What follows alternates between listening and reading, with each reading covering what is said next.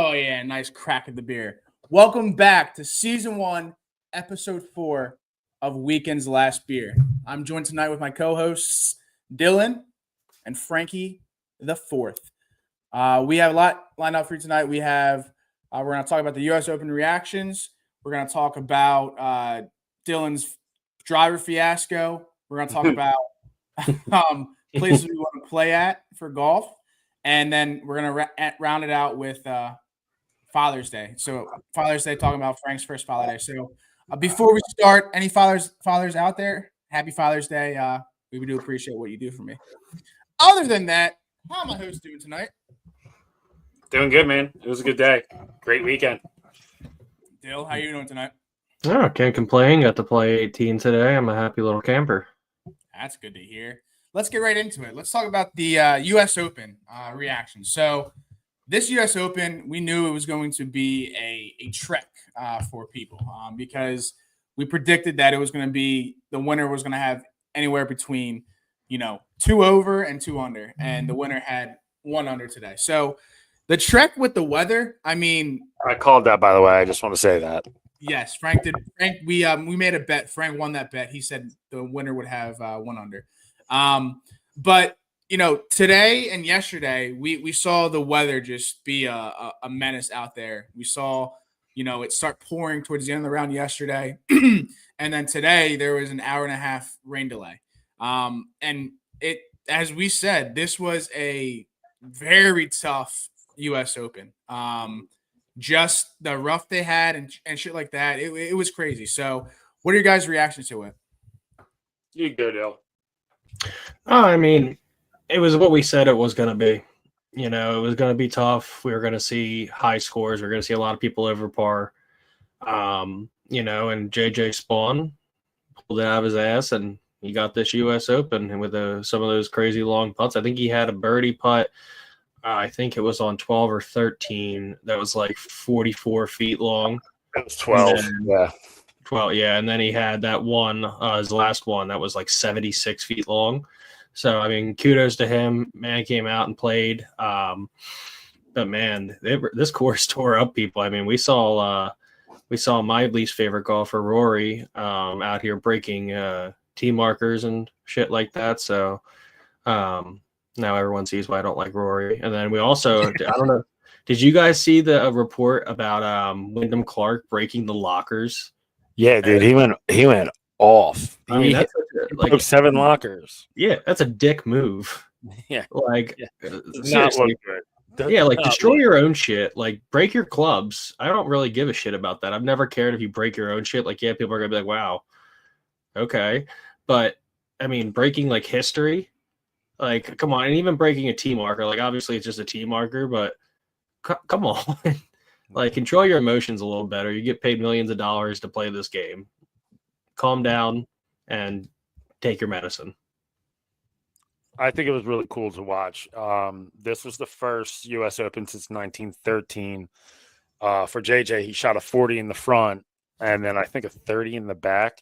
It was the first time anybody since 1913 to win the U.S. Open while shooting a 40 on the front. So that was pretty interesting.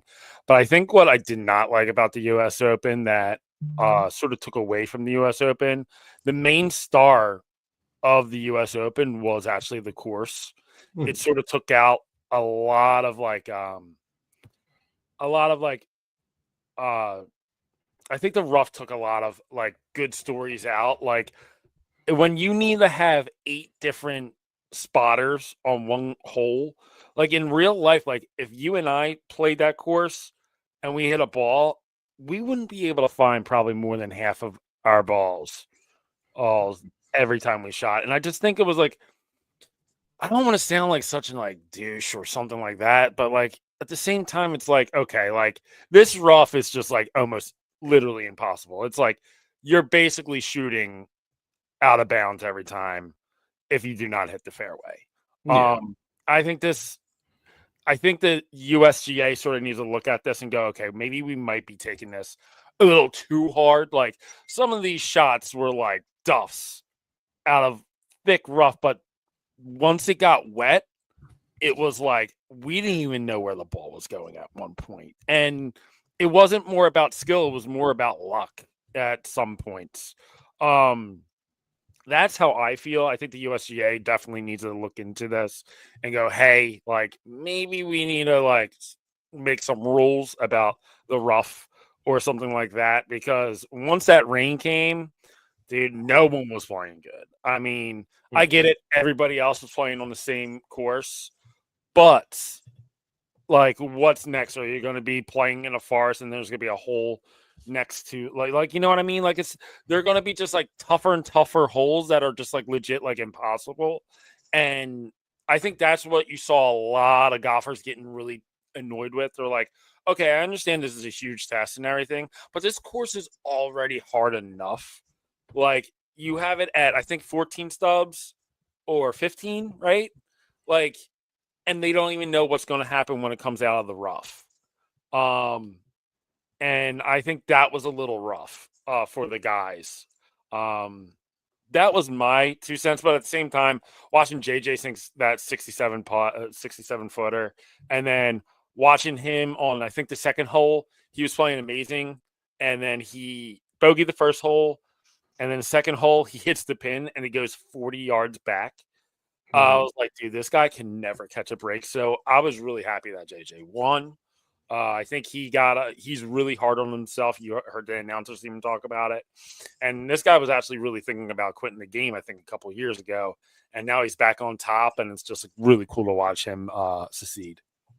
Yeah, I mean, it was the dude's first major win on the tour. I mean, this dude had the lead pretty much all 4 days. He was shot 4 or 5 under the first day. He was the only one without a bogey-free round, I'm pretty sure. Sorry to cut you off, Jack, but I'm pretty sure he was the only one who shot a bogey-free round this whole U.S. Open. No, you're right. I think that bogey-free round was it today or was it yesterday? No, I think it was Thursday, honestly. I'm pretty sure it was the first round. Yeah, the first round. I mean, I saw a bet online. I think it was on DraftKings. It was like 1 to 10,000 that a golfer goes bogey free through the whole tournament. Like they said, like barely anyone put a bet on that. It makes sense because I mean that's a definitely tough bet to make. But I mean JJ Spawn, he played his game today. I mean, just seeing his reaction, you know, of him winning the US Open, which just kind of just really shows you as a fan, like this meant a lot to him because like Dylan said, he was thinking about giving up the game, or Frank, whoever said it, was thinking about giving up the game. And then, you know, when he has something like this, when he wins his first major, that just, I mean, I can guarantee you that he wasn't on anyone's bingo card to win the US Open this time around. So it was a tough trek. I mean, today with the rain delay, you could see when the ball landed, just water just splashed up. Like it was crazy. And you could see the different undulations in the green when it was flooded. So it was definitely, especially today, the fact that they had to, you know, put it on hold. I'm sure it was pouring down rain there. So yeah, I was praying for a playoff because I would definitely that would have been cool. I mean, live podcast watching it. That would be so fun. Yeah, that would have been so much fun. You know, it was a lot of fun for me this U.S. Open, and it had nothing to do with the golf. Well, kind of, but Kevin Kisner in the booth, chef's kiss. Yeah, that was nice. That was really nice. Because he brings out a little bit of comedy, but he also brings that extensive knowledge of being a tour player and what happens on tour. Like I remember I'm watching it at my parents' house a couple hours ago after the rain delay, and he's like, you know, it's nice because the water, when you know the water splashing up, it's keeping the mud off the ball, so there's less mud balls. And I'm like, shit, I never even thought about that. Yeah, and you know what else was a chef kiss during the rain delay? The 2008. Yeah. Oh yeah. I was like, I can watch this automatic. This is automatic. I can watch this. This is awesome. Yeah. And everybody's like, it's a rerun. I was like, you don't understand. This is Torrey Pond's 2008 Tiger. Like, this is like when I fell in love with golf. Yeah.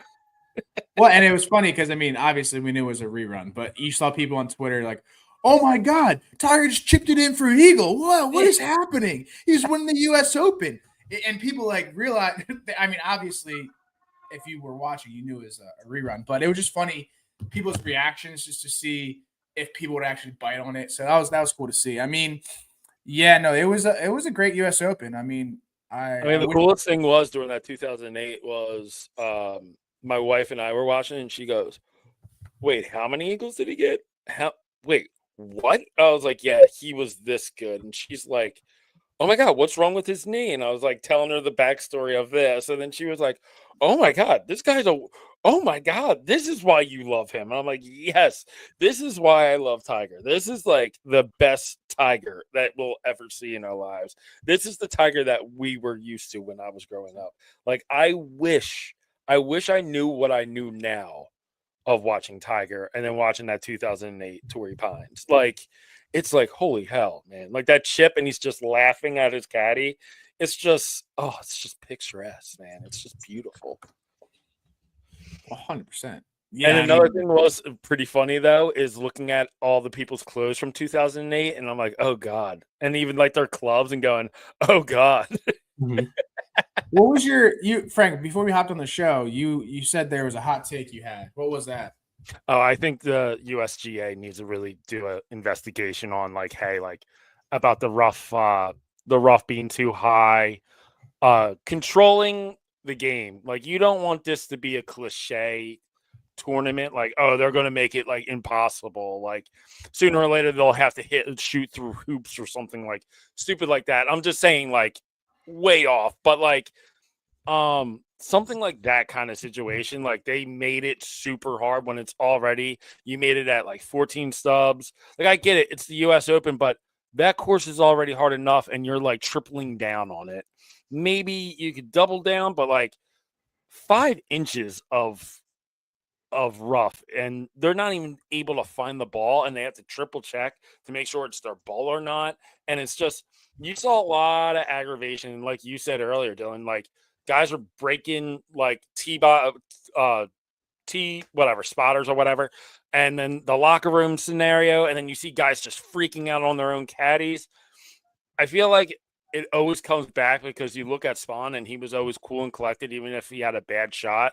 Like on hole 2, like you saw him just staring at it, like in total shock, but he never lost his cool. So like, it goes back to the old saying that Arnold Palmer says, it's a game of 6 inches. It's all between the ears. Like, you got to keep your head on. You can't go throwing your club. You can't be going off. You can't be ripping yourself to shreds at all times, because then you're just going to lose it. And then it's just going to get worse from there.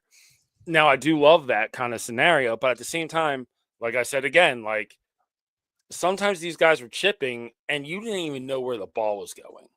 Like, it was ridiculous at some points. And then I forget who it was, but I'm pretty sure it was Hovland.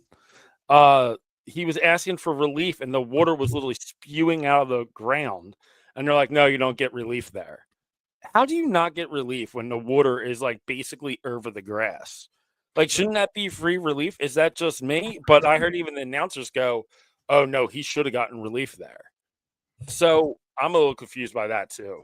The USGA needs to do a lot of shit because, like, I mean, even looking back to the PGA when it was at Quail Hollow, because they had weather there, you know, they're hitting that if they're making first off, if your ball is in the fairway and you land in someone else's divot, you should get free relief no closer to the hole. I've been saying that. Yeah, no, before you continue, Dylan, I saw that today. I think it was Adam Scott or Adam Scott, yeah. And the ball landed in a divot, and I was watching with my parents. I'm like, does he get free relief? He's like, no, you don't get free relief at all. I was like, that's interesting. I mean, he had a great shot, but like, you would think, you know, pick up and clean off and then drop, but that wasn't happening, because if you really tried to hit out of a divot, your shot's not going to really go anywhere. I mean, obviously that's for us amateur golfers, but for the PGA Tour, I mean, it's different. But at the same time, no matter what, they should be able to get free relief and move it over like a half an inch so they're out of the divot, so that they have a good lie. And I mean, that wasn't happening, and it was just crazy. You know, how the hell do you have a 301 par 3? Like, that was crazy. That's ridiculous. It's not fun. Like, I'm sorry. Like, I get the whole test, but like, it's not fun at all. Like you should not like the moment. Like I think it was Victor Hovland said it. The moment you start pulling off head covers to play a par 3, it's not fun. No. Yeah. I think a lot of players were kind of disgusted by how this was, and I could tell even Scotty Scheffler, and he doesn't say a lot, but I could tell he was a little annoyed because the pace of play then slows down because, dude, like you're gonna bogey usually a 300-yard freaking par 3, and then it slows the whole game down, slows everybody else down. I think it was one time, Scheffler was on hole 12 at, I think it was like, I don't even know exact time. It was like 12:01, let's just say. And he didn't get done it until like 12:57 because everybody was backed up. And it was like, dude, like it should not take an hour to finish one hole. Like that's insane. That pace of play is just cruel. And I don't think anybody in the amateur world would want to do that in our lives. Yeah. I agree with you, Benjamin. That's a fact. I mean, you gotta, he said, design a course where there's only one spot to hit it. Yeah, don't allow relief from divots is wild. No, 100%. I mean, no, that's a great point. I mean, like I love Oakmont. I love all the hard courses out there that have the U.S. Open. But, like, sometimes you got to give some help to the players, too, on some of these. Like, just with the divots in general, like, the fairway is supposed to be a gift to you. Like, good job. You hit a good shot. But now it's like, oh, you have a divot. I would rather be in the rough than actually be in the fairway then. If you're going to hit it in a normal spot, you're like, oh, well, there's a lot of divots there. Why don't I just hit it in the rough and get it out from there? But that's where Oakmont sort of screws you there, too, because then am I even going to find the ball in this wilderness? Like, what am I going to do here? Right. Again, another great quote. If not for the ball spotters, they would still be going for another week. I mean, that's 100% because when that ball hit the rough, spotters on each side for the par 5s. 8. So that's 16 guys spotting balls. Like, no normal amateur has ever had a spotter probably in their lives. But at the same time, it's like, dude, like, that's insanity. Like, I'm sorry, but this isn't golf. This is like sort of mediocre kind of feel to it. And that's what I don't like about it. I was like, do not ruin golf. Don't make it mediocre, like hokey, like, ooh, look how deep this. Like, it's cool. It is cool, and makes it the U.S. Open different. But at the same time, it's like, okay, like these guys are. It might diminish the U.S. Open now. Like, oh, it's not real golf, and that's what I do not want to happen with the U.S. Open. Yeah, and another thing that was kind of interesting. It's like. There was, where was I going to go with this? I had a great point and then I just kind of went out. Pretty bird. Ooh, squirrel. Yeah. Anyway, we can move on. Dylan, do you have anything else to say about this? Yeah, I mean, just the PGA and the USGA, they need to reevaluate a lot of shit. I mean, I know golf was a traditional sport, but like, there's I love how like a couple years ago they came out and they're like, well, players can wear shorts now for practice rounds. Right. Yeah. Like what? Like, and I love like, dude, you still see some amateur golfers out there. We'll go out on the weekend and someone's wearing pants or like my brother's one of them. Like, pants. Sorry, I'm gonna pick on you a little bit. Oh, well, I need to wear pants. Why do you need to wear pants? It's 95 degrees outside. I'm a pants guy until it's like 85. Yeah, once it's 85, I'm not a pants guy. I don't mind pants. I'll wear pants.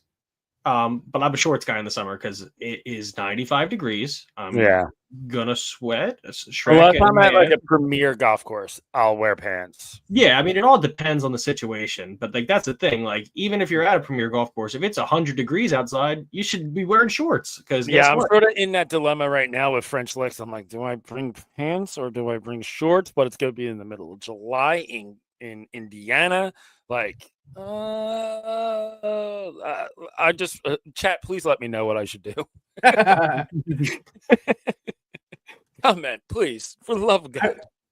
I will say this. I'm gonna move on to the next topic. It was actually incredible seeing these guys hit out of the rough. I mean, you would think that it would just be straight grass and no ball movement at all. Dude, they were They were hitting that ball. They were hitting it out of that rough, and yeah, I don't think I could do that. I think I would duff it in 2 feet in front of me. But Like that's that what was a lot of just players did that's do. the difference where it's like you got the amateur golfer right here, right? And then you have the PGA guys right here. And they're just way better than us. They're way stronger than us. They've been doing this for years. And it was just that kind of was cool seeing how much force they exerted to get out of that rough and where it went. So that was pretty cool to see. I mean, yeah, I agree to that point, but at the same time, a lot of this rough, if I'm watching the pro, I want to watch them how they spin it back, how they spin it, how they use the greens and everything like that. But you saw a lot of guys just duff shots, and they're like, dude, and then they hit the next ball and it's going over the green into the rough or in the sand trap, and it's like, dude, I'm here to watch pros. I'm not here to watch them suffer. Like I felt like this was more of like, hey, let's watch these guys suffer. And I was like sort of annoyed by it because I want to see these guys backspin a ball into a cup or get it laced like 2 feet near the hole. And I mean, we did get some of that, but there was some, like, even with the par threes with 300, like, I want these guys to be close to the goddamn hole. I want to see a hole in one. I think we did see a hole in one on Friday, right? I forget who it was, but like, and then we also saw an albatross though. yeah, the albatross was really cool. That was sick. That was only the 4th albatross in U.S.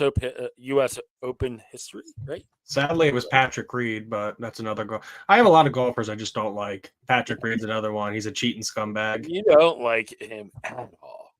You told me that on the golf cart a couple of weeks ago, and I was laughing. I was like, okay, I could see that. I was a little mean. I did call him a mean name, but it's okay. It's okay. He deserves it. All right. Well, moving on, we're talking about there was, previous tournaments. There was a dilemma with a club being a driver. It was Rory, right? I think this happened years ago. This was like a month ago or whatever. He couldn't use his driver. And on this team, we have somebody that was had a little dilemma. He went through a few drivers in less than 24 hours. So I think 3 days. 3 days. It was the QI10. It was the AI Smoke, right?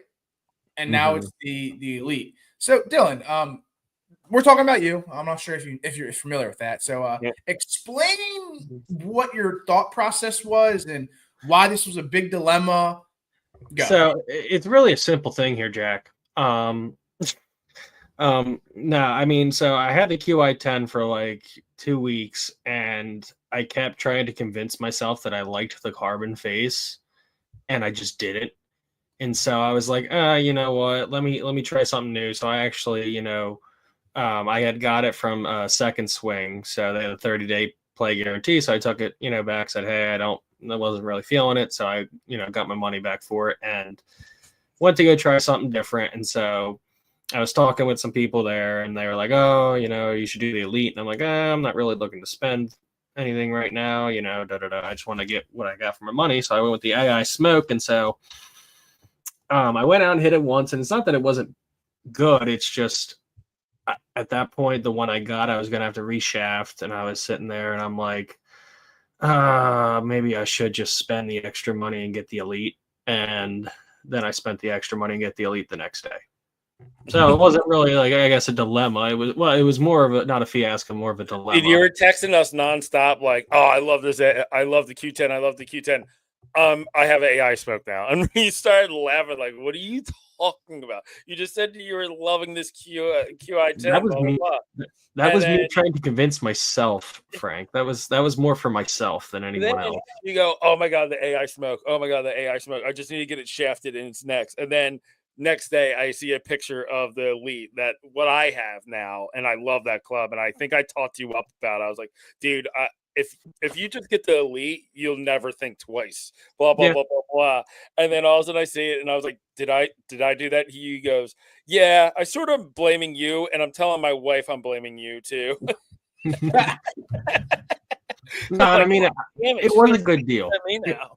It was a good deal. I think I ended up spending like $250 to $275 out of pocket somewhere in there after the whole trade-in value. That's not bad. So, like, in all reality, it wasn't bad at all to get the Elite. And at this point, I love it. I mean, I went from Callaway driver. My gamer I had for a couple years was the Epic Max, and I love the Callaway face. Especially this new one, this jailbreak. I think it's like the A10, AI10 or something like that jailbreak. And like it. I'm crushing the ball now. Shot a 74 the other day over here at Ed Oliver's. Nice. Was driving the ball beautifully. So I'm like, yeah, no turning back, as you can see. Yeah, got the hat and everything. I was pretty tempted today. I was at the pro shop near my dad's at my dad's country club, and I saw all the mildred grid tailor-made wedges, and they were like, "Oh, it's 20% off everything for Father's Day if you're a father." And Sarah just beelined right at me. She's like, "We're leaving now." I'm like, "Wait!" And she was like, "Nope, we're out." And I'm like, "Damn it! Why did you have to say it out loud?" Yeah, she knew better. She knew. How could they say that? How would they know if you're a father or not? You could just say, "Yeah, I'm a Well, father." you're with a kid. If you have your kid, Okay. they're like, I had literally Frankie on my shoulder, and they're like, "Hey, just to let you know," and I was like, "Oh, really?" I saw them, and then Sarah beelined right to me. She's like, "We're leaving." I'm like, "No." He said, "On God." Here's my credit card. Just send it to me. Exactly. Off it. Just throw the credit card across. At them. Yeah. No. So Dylan, I'm glad that you're happy with that driver. I saw firsthand when we played last weekend that you weren't hitting the driver as well as you have been when we played with Frank last. So I'm glad to find out that you are hitting the ball a lot better now, and I'm glad you figured out what club you wanted. So that's good to hear. It was a funny in the chat. It was a funny conversation. We just got these texts from Dylan. Oh, I'm getting this. Oh wait, no, I'm getting this. It's like, dude, what are? And then he was going, "I love this club. It's so great, Grand." And then next night, fuck that club. It's all a mental game, man. Like Arnold Palmer said, it's a game of 6 inches, and you're trying to tell yourself, baby. oh yeah, trying to tell yourself, like, oh, this is great, I'm loving it, and then in my head, the back of my head, I'm sitting there, and I'm like, this thing is a piece of shit. I like the Q10, but I went to the Callaway guy and tried the Elite, and I was like, yeah, I'm sold. Yeah, just always remember, everyone in the chat, everyone who's watching, it's always the clubs, not the golfer. Never. Whenever you start playing like shit, go buy new clubs. Yeah, that's it. That's it. That's always it. Every wife just cringed for some reason listening to this. Kayla's sitting there and watching, and she's like, "Jack, I swear to God, if you do this shit, just text him." No, 100%. Like I said, I'm going to Myrtle Beach next weekend for a little vacation, and there's the PGA Tour, so definitely going to be going in there and maybe buying some stuff. Dude, you gotta play World Tour, dude. I love that course out there. It's great. Where is that? It's at Myrtle Beach. World Tour, okay. Because so the goal is fun. It's gonna be me and her, but it's fun.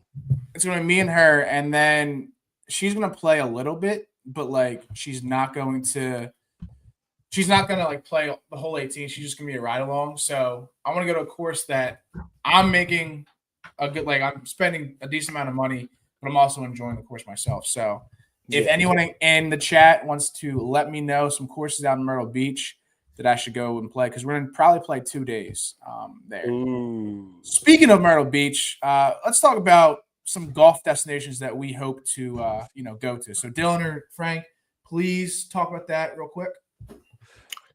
I know. So I was actually being kind of bad at work the other day, and I was just looking at like odd resorts, just like what people would like never think of, like a cool like golf place or anything like that. There's 2 resorts I want to go to. I want to do the Omni in Pittsburgh and Virginia. I always wanted to go to those resorts. They're a little pricey. Actually, side note, at Omni Pittsburgh, right outside of Pittsburgh, that's where they filmed The Bachelor one season, just for all you Bachelor people.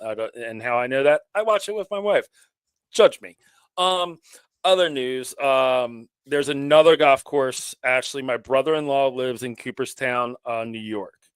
And there is a sick hotel that's right on the lake in Cooperstown, literally steps away from the Baseball Hall of Fame. And it's one of the top like golf courses in New York, and it's all in the resort. And that is one of my main goals, is to play there too. And the fun thing is, if you order a Manhattan, they give you a little ice that's shaped as a baseball. So yeah, I did stop there and grab a drink there and walk the course a little bit. But in the next few couple months, I think I'm going to be playing there. So that's what I'm excited about. Next, do not make fun of me for watching The Bachelor. No, see, I can't make fun of you for that because Caitlin tries to get me to watch Love Island with her, and Ooh. I don't watch it. Yeah. That's I what happened to me. actually You like just sit there, you're looking at your phone, then you're like, "Why is she so mean to her?" Yeah. And it's I'm sitting there and I'm like, wait, what are they doing? Why is there mustard? Like, I don't know if anyone watches Love Island or their girlfriends, fiancés, wives watch Love Island, but that was me shows, with Vanderpump too. That was reckless. shows I was wild. all in on that show on Vanderpump. But speaking of golf destinations, It's been yeah, get back to the fun shit here. ADHD all the way. So there's quite a few places I want to go. One of them's Pinehurst, of course. Another one is one that not a lot of people think about off the top of their heads, but it's Erin Hills in Wisconsin. Now, if you're talking about a golf resort, shit. Like, that's one that rivals Pinehurst with all the different stuff they have there. And it's in Wisconsin. So, I mean, I was just in Wisconsin. The cheese curds out there, I'm surprised I came back like the same weight I went because of how much cheese curds I ate in Wisconsin. And I'm lactose intolerant, so that shows you how good they were because I was willing to suffer. And then another place that I've been to, I haven't played the course or stayed there, but the whole PGA district there in Frisco, Texas, at the I was thinking that too. Damn it. Fields Ranch. I'm playing there next time I go down there. But man, that whole complex there with the Omni Resort, beautiful area. Yeah, I like that. Yeah, no, of course. I mean, there's a lot of spots that are great. Like I think we're talking about going and playing Bedford Omni Springs, Bedford. And then I mean, TPC Scottsdale, Myrtle Beach. I mean, that's where my bachelor party is next year, and I know these guys are talking about possibly coming down and meeting us there. Yep. So I mean, bunch of places on the radar. So it's just getting to planning around these little adult jobs we have. I sort of want to do Big Cedar too. I know Cedar. the YouTube Classic's going to be there, but I mean, my God, dude, that place looks so amazing. It looks like such a perfect golf trip destination, and it just looks so cool. I would even love to go to the YouTube Classic, not to participate in, just to watch these guys golf that we probably all watch, at times to times. So I'm really excited about that, and I want to see how they play. And of course, I never saw the course altogether, so I can't wait for that tournament. Yeah, but it's gonna be a fun tournament. Another place I completely forgot about it. I would love to play. I actually had a tee time scheduled there, but then shit didn't work out with getting my clubs there when I went. Was Fossil Trace in Colorado, where they actually have a dinosaur fossil on one of the holes, like in the rock. Like it's cool as shit. Like I had a tee time there booked and everything for my birthday last year because we were going to Colorado, and just like the whole ship sticks thing didn't work out before I had my travel bag. And so I just didn't end up doing it, which I regret heavily. Yeah. Yeah, I'm actually buying a travel bag like next week. I'm going to buy the Ghost bag because it's going to just match my Ghost bag that I have right now. So it's going to be a Ghost travel bag. Yeah. I mean, I went with the hard shell one just because I don't trust airlines. And I'd rather have it in a hard shell than anything. Yeah. It may weigh a little bit more, yeah, but I think the heaviest I've ever had is like 49 pounds. So like right there at the cusp. But you make it work when you need to. Yeah. I just take my heads off of my clubs. I don't my driver and my, woods and shit like that. My woods. Yeah. I take the heads off. Yeah. There's this one course that I saw. It's called the Keep. It's in Southwest Georgia. And Foreplay played there. It's a course that is being built right now. and it's a walk-only course. It's on top of a mountain, right? And it is the coolest course I've ever seen, like, in my life. And I would love to go to Georgia and play it because it's a public course. So definitely want to go there. Definitely there's a lot of golf to be played in, South Carolina. I want to play some of the courses there. So we'll see, my experience, in Myrtle Beach this upcoming week to see what courses I like and what is recommended. But I always wanted to play at Pinehurst. My cousin's played at Pinehurst before. He went there for a guy's trip like last year, and he said it was literally the greatest experience of his life. They had a mini mansion that was on the course, and they said you could just walk out, get in a golf cart and hop and play the course. So I definitely want to do that. I think Pinehurst would be a fun trip to do, especially just the atmosphere and what has been played there. I would want to play Bethpage Black. I think that would be a cool course to play at. Pebble Beach is always on my bucket list. I know some people that have played there before, and they said it's a challenging course. You got to keep it low because the wind off the sea is just insane. I would have such a problem there. Yeah, so would I. I hit it too high. If we get better at the sport of golf, I think we'll be fine. Not to worry about it. So yeah. Pebble Beach has always been on my bucket list. I think it's on everyone's bucket list who's a golfer. No problem. We'll just get so much better. We will. Yeah. Well, you guys, I'm actually going to host a clinic next week. It's $400 an hour, so nothing steep, but I'll get you guys hitting knockdowns. It's okay. Another place that I would want to go to. It's not a course. It's the Kingdom, TaylorMade Kingdom. It's pretty free. It's cool. I don't know if it's free to go, but I know you can just sign up and go there and just test out the clubs. So that would be fun. I mean, you don't have to be a PGA Tour player. You can be, your average Joe. But I think it'd be cool just to witness it and experience like just the history of that place in California. I always wanted to go to like a professional club fitting, like when like the club like manufacturers go out to like a certain city and go, hey, we're here, but like you're paying like top of the line dollar for your clubs. Like your clubs that would usually cost $1,500 is like $2,800 because you got a like professional club fitter for every single stick that you have in your bag. And they go through your like driver all the way down to your putter, and they just fit you for everything. And it's like for 4 hours, like 4 to 5 hours you're there. I always wanted to do that and get really like fitted and see what they would fit me for, especially Callaway or TaylorMade, just saying. Yeah, I mean, I don't know if Callaway's listening, but like, hey, we love you. I love my TaylorMade irons, and I love my Callaway woods and driver. So, yeah, just saying. Yeah, just saying, just in case. Even though the new Apex Copper clubs, they look really sick. I don't know if you guys got a chance to look at those. Oh, I saw them. Oh my God, they look so pretty. They look sick.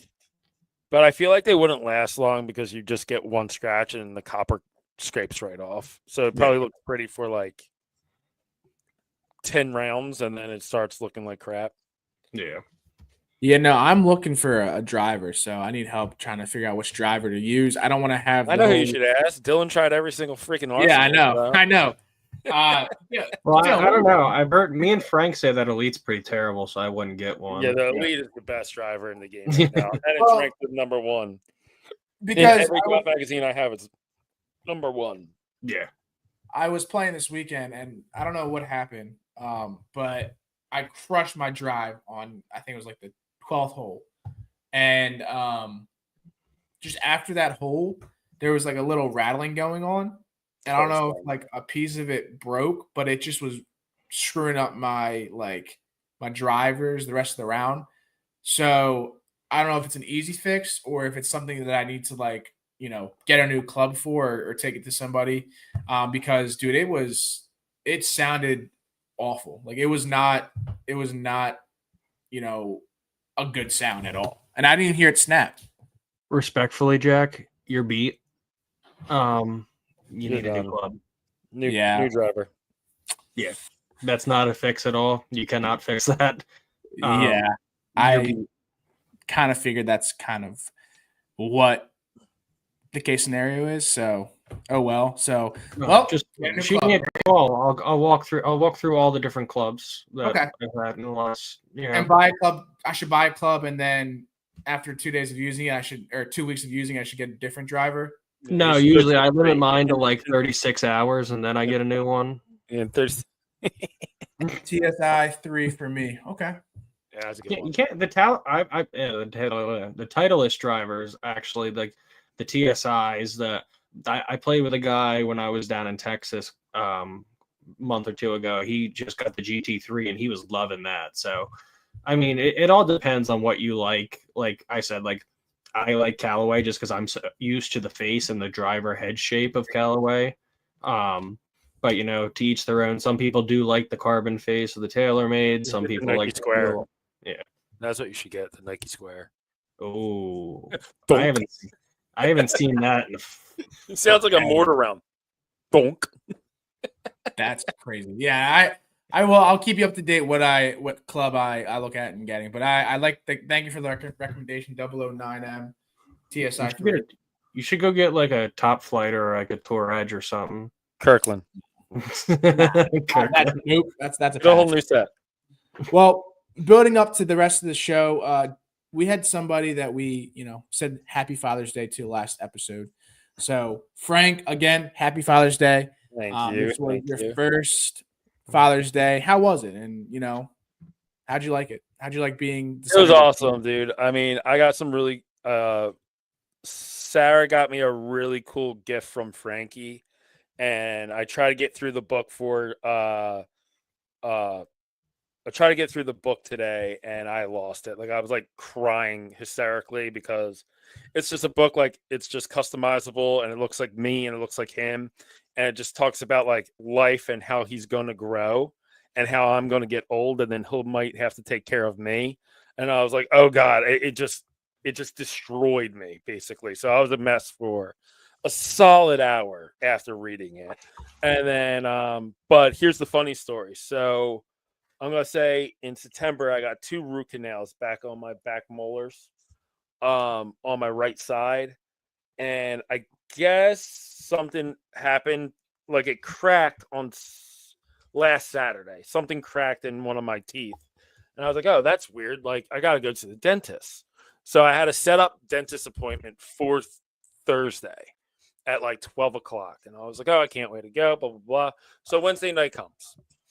And Frankie is pretty big. You guys seen him. He is a big baby for a 5-month-old. He leans his whole head back like to here. And I'm like, what are you doing? I turned around. While I was turning around, he came in and cracked my jaw full speed. And my teeth exploded in my mouth, basically. Knocked out, like cracked my tooth right in half, my back one, and then the front one, it broke into like 3 places. And so I was in huge pain Wednesday night. Then Thursday morning happened, 7 a.m. Happy Father's Day to me from Frankie. I ran to the dentist right away. I was like, hey, I know I have a 12, but here's my mouth. And I showed the girl and she goes, go in the back now. So I had basically a surgery to remove both of my teeth and get it all out, then get a bone treatment because I cracked a little part of my jaw when it happened. So yay, that was fun. Jesus. But it was all awesome. So then Friday I went golfing with my dad, and he is not playing soccer.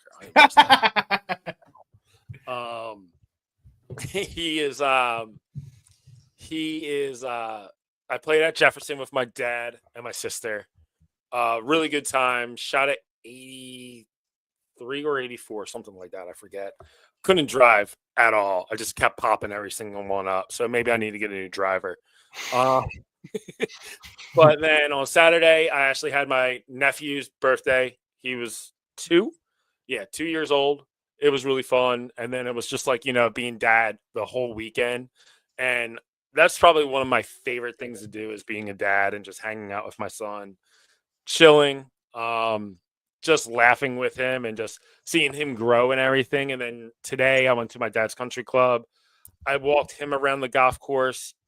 I could tell that he's like looking at the golf course like, wait, I seen this before. So he was looking around like his eyes were as big as saucers. Like, what is this? Like, I seen this before, but I don't know what this is.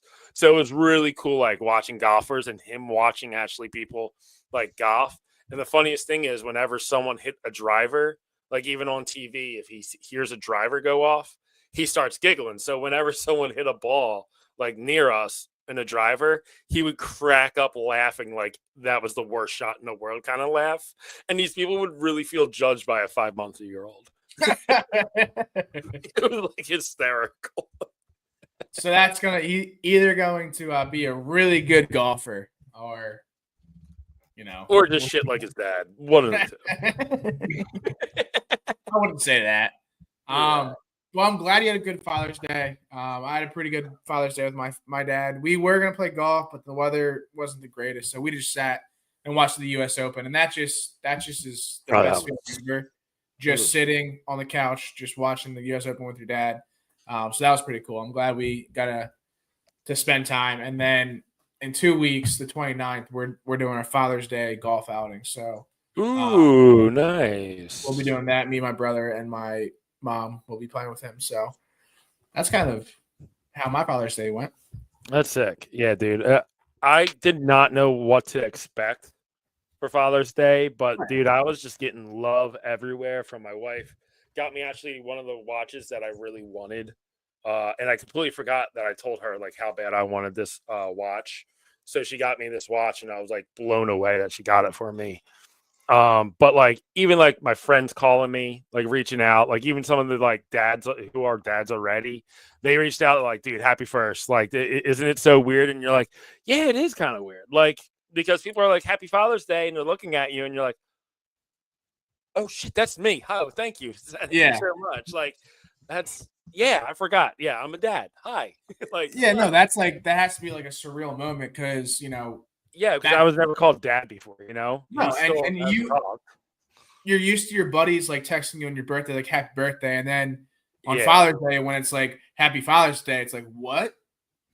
Yeah, it's a surreal moment, and everybody like even some of my coworkers called me and they're like, "Hey man, like just want you to know you're a good dad. Like I see you, blah blah blah blah." Like even a couple of my friends, some people from 302 Birds reached out to me. You guys reached out to me. So thanks for that. And like always, you got to reach out to everybody who's a dad and just go congrats. Even if it's not your dad, I would definitely reach out to them. It feels really good. Especially when people are like, yo, man, I see you grinding with your work and everything like that. And yeah, you're a good dad. And it's nice to hear that from other dads. So always reach out to other people. Yeah, awesome. Well, that's all we got for you. It was a weird U.S. Open. The winner was 1 under, where typically you see 12 under, 10 under. So it was really weird. But what's the next major? Open July 17th. It's at Portrush. What the hell is that one called? Portrush. Shit. I gotta look it up before I get mad at myself. Yeah, it's in Scotland, right? Yeah, Ireland. I'm pretty sure. Northern Ireland. I think it's Royal Portrush. That's what it is. I'm pretty sure. Ooh, that's like the one with the castles on it, right? I think so. Yeah, Royal Portrush. I just remember if that's one with the castles and shit. I think that's the one with the castles. It's the one right on the coast. There's a lot of castles there. Yeah, you're right. It has a bunch of castles. Yeah, I thought so. Oh man. Yeah. Well, one thing I do want to say is, if everybody enjoys our show, we're now on all the major podcasting platforms: Spotify, Apple Podcast, all those fun ones, Amazon Music. So if you ever want to, give us a listen while you're in the car, share the podcast if you enjoy it, if you think other people will. We appreciate everyone tuning in. Yeah, and we're gonna soon have a YouTube channel. I mean, we already have a YouTube channel, but we're gonna start posting it to Weekend's Last Beer on YouTube. And yeah, like Dylan said, we're on everything now. So the shows Weekend's Last Beer, make sure you look at it on Spotify or whatever you listen to your music on, we'll be there. Make sure you share it, subscribe, and we really do appreciate you guys sticking with us throughout the night. But anyway, happy Father's Day to everyone who's watching this, who's a father. Frank, again, from me and Dylan, happy Father's Day. It's pretty exciting to have your first Father's Day and have a podcast. Awesome. That's pretty cool. That's pretty awesome. Pretty dope. We should be playing our next round together, hopefully, June 28th, which is a Saturday. Yes. So, Yes. The 28th. Oh, also not to mention, we're on TikTok at Weekend's Last Beer, so make sure you follow that. But yeah, that's all I got for you. And play 18.